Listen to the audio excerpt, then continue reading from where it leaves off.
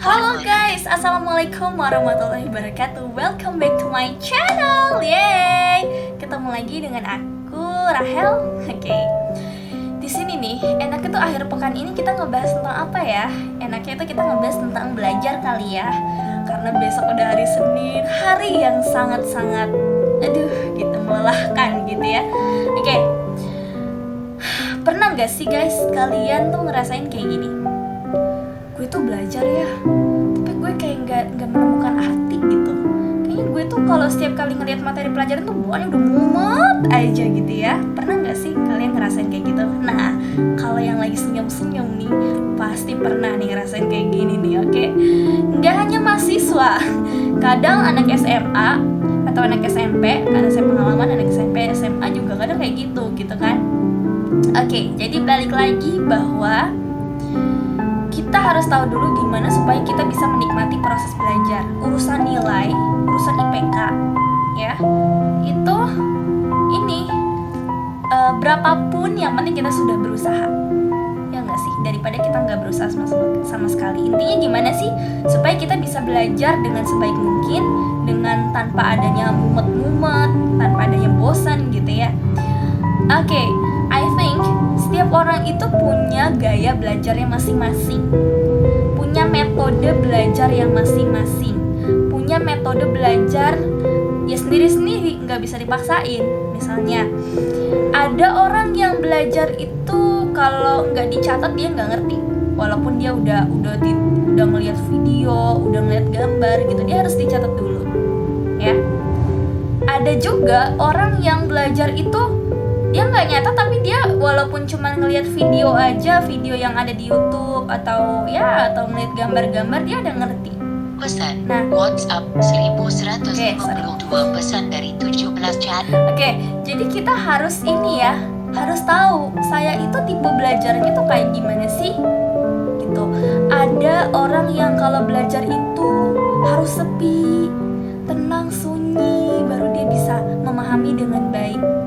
Ada orang yang kalau belajar itu harus rame, harus sama teman-teman, harus diskusi kelompok, harus begini, harus begitu. Nah itu, jadi kita harus bisa paham. Kalau misalnya ada pertanyaan gini, Kak, kan saya suka tuh belajar sambil ngedengerin musik, tapi kata orang saya ngedengerin musik mulu Kak, jadi saya nggak belajar. Jadi saya harus gimana dong? Jangan ngedengerin inilah, jangan memfokuskan kepada perkataan orang lain.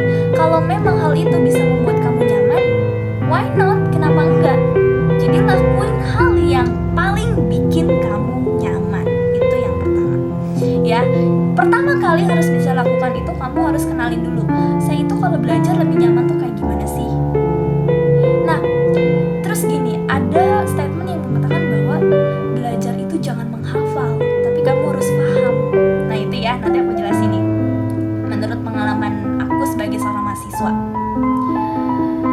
Oke, belajar itu harus paham, jangan cuma dihafal. Jadi dulu aku waktu SMP SMA tuh kerjanya ngafal tapi nggak ngerti teori. Nah itu ya, teknisinya siswa-siswi Indonesia gitu ya. Jadi hafal tapi dia nggak ngerti maksudnya apa sih gitu. Nah kalau sekarang pas kuliah aku harus bisa merubah cara ini gitu. Jadi begini, gimana sih supaya kita bisa ngerti? Kalau cara aku gini, kita coba deh cocokin sebuah kata-kata. Kita harus belajar gimana kita melogiskan sebuah arti. Misalnya, kalau di kelandasan di BK misalnya ya, kalau kita mahasiswa BK misalnya kalau di BK itu kan belajar tentang landasan pendidikan. Nah, di dalam landasan pendidikan itu ada yang namanya komponen, tujuan, dan prioritas. Di balik komponen itu ada fungsinya. Tujuan dan prioritas itu misalnya fungsinya untuk memberi arah kegiatan sistem. Kira-kira nyambung nggak? Memberikan arah kegiatan sistem. Kenapa ya kok prioritas dan tujuan fungsinya ini? Oh, misalnya kalau nggak ada ini berarti berarti nyambung ya gitu. Jadi terserah kamu pelajarannya apa nih. Coba kamu logiskan dengan sebuah kata-kata gitu ya. Atau kamu logiskan aja, kamu analisa, kamu pikirin, oh kira-kira kalau kayak gini sama kayak gini nyambung gak sih gitu. Kalau nggak ngerti ya udah skip dulu, tanya teman atau baca-baca buku lagi atau cari referensi lagi gitu. Jadi Buatlah kalimat yang susah menjadi sederhana untuk bisa dimengerti. Atau bisa juga kamu harus pakai kata kunci. Contohnya misalnya, kalau di landasan pendidikan ada yang namanya komponen pengelolaan. Pengelolaan itu fungsinya untuk apa sih? Oh, kita harus ngafalin nih. Misalnya mengarahkan, mengkoordinasi, merencanakan, dan menilai sistem. Bikin keywordnya, bikin kata kuncinya. Oh, kata kuncinya berarti 4M. Oh, kalau misalnya komponen apa sih namanya? Komponen pengelolaan itu fungsinya 4M. Apa 4M? Ingat langsung. Gitu. Jadi bikin kata kuncinya. Kata kuncinya apa sih di balik sebuah fungsi ini gitu ya. Gitu. Jadi nggak apa-apa, buatlah sesederhana mungkin. Jadi jangan terlalu fokus sama di buku gitu. Belajar untuk membuat kata-kata yang susah menjadi lebih sederhana. Kira-kira nyambung gak sih kalau kayak gini gitu. Nah, next, ada orang yang mengeluh gini, aku udah belajar nih, aku udah nyoba semua ini, tapi kadang aku tuh suka gak konsisten deh belajar gitu. Nah, belajar buat membuat kegiatan atau jadwal belajar sendiri. Sebenarnya pada dasarnya belajar itu gak harus lama. Ini yang kadang belajar itu jadi mumet. Kita belajar sekalinya 2 jam gak istirahat cuma 10 menit gitu ya. Jangan. Jadi sebisa mungkin belajar itu harusnya minimal berapa yang kita bisa. 15 menit kalau emang kita bisa ya nggak apa-apa lah gitu. Atau misalnya 45 menit, 30 menit, 1 jam gitu. Nggak usah lama-lama. Yang penting konsisten. Ketika misalnya kita udah belajar, kita lagi belajar, ada dering HP, ada dering-dering yang lain, ada gangguan-gangguan yang lain, entah itu dari mantan atau dari gebetan gitu ya. Jangan direspon dulu ya. Kadang yang nggak bikin efektifnya itu lagi belajar tapi buka-buka WA gitu. Kalau WA-nya penting sih nggak apa-apa ya, misalnya nih dari grup gitu, tapi langsung udah oh iya ya saya lagi belajar gitu. Tapi kalau sejanya kita ngobrol sama mantan atau sama orang-orang terkasih gitu ya, lebih baik nanti pas jam istirahat. Buat nih, oke, dari jam 8 misalnya, wah jadwalnya dicatat gitu kan. Tempelin deh di mana tempat yang bisa dilihat gitu. Kalau saya biasanya tulis jadwal itu di handphone biar bisa dibaca terus-menerus gitu ya. Gitu. Jadi oke. Jadi gitu. Jadi harus bikin teratur ya. Konsekuensinya apa gitu. Nah, kamu harus bisa nih nempatin konsekuensi buat diri kamu sendiri seandainya kamu melanggar jadwal itu. Itu harus siap ya. Dikala kita lalai gitu ya, kita ada konsekuensinya. Tapi jangan cari konsekuensi yang bikin kita tuh jadi tersiksa.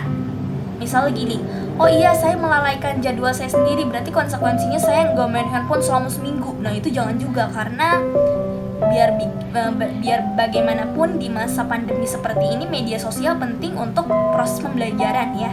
Jadi kalau misalnya kita nggak main handphone selama seminggu, nanti gimana kita bisa belajar gitu. Jadi usahain konsekuensi itu yang logis. Misal Rahel dari jam 9 sampai jam 10 itu harusnya merangkum, tapi Rahel gunain untuk main-main, untuk bersenang-senang. Nah berarti Rahel harus mengorbankan waktu istirahatnya untuk merangkum.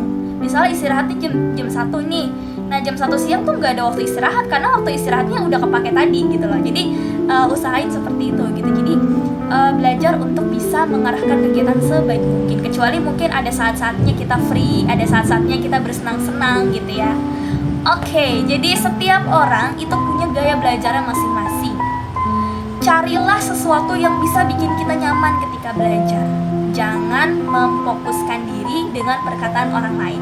Selama itu bisa membuat kita masuk dalam mengerjakan pelajaran, why not? Gitu.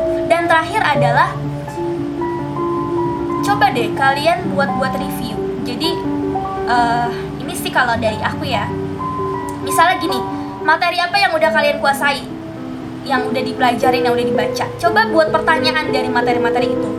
Kalau misalnya ada yang nggak tahu, jangan nyari ke Mbah Google. Gitu, boleh sih buat proses belajar, tapi usahain yang kalian bisa aja dulu. Jadi buat uji kemampuan diri lah. Uji kemampuan diri.